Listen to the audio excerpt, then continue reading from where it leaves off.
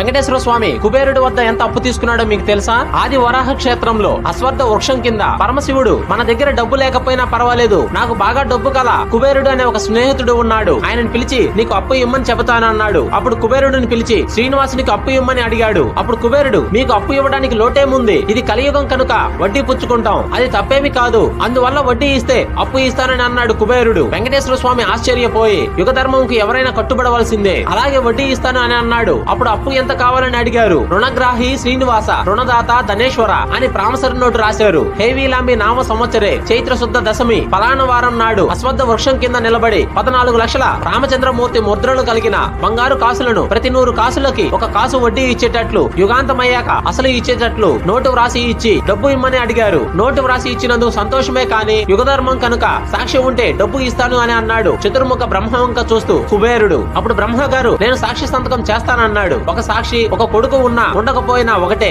ఏమి అనుకోకుండా ఇంకొక సాక్షి సంతకం కావాలి అని అన్నాడు కుబేరుడు. వెంకటేశ్వర స్వామికి నమ్మకమైన స్నేహితుడైన పరమేశ్వరుడు వంక చూస్తే పరమశివుడు సాక్షి సంతకం పెట్టాడు. అప్పుడు కుబేరుడు 3 సంతకం పెడితే ఎంత బాగుండునో అని చాలా బలంగా అన్నాడు. 3వ వారు ఎవరా అని తల పైకెత్తి చూస్తే అశ్వత్థ వృక్షం కనపడింది. నేను పెడతాను మహాప్రభు అని వృక్షం కూడా సంతకం పెట్టింది. 3 సాక్షి సంతకాలు పెట్టాక అప్పిచ్చాడు కుబేరుడు. ఫ్రెండ్స్, ఈ వీడియో మీకు నచ్చితే ఓం నమో వెంకటేశాయ అని కామెంట్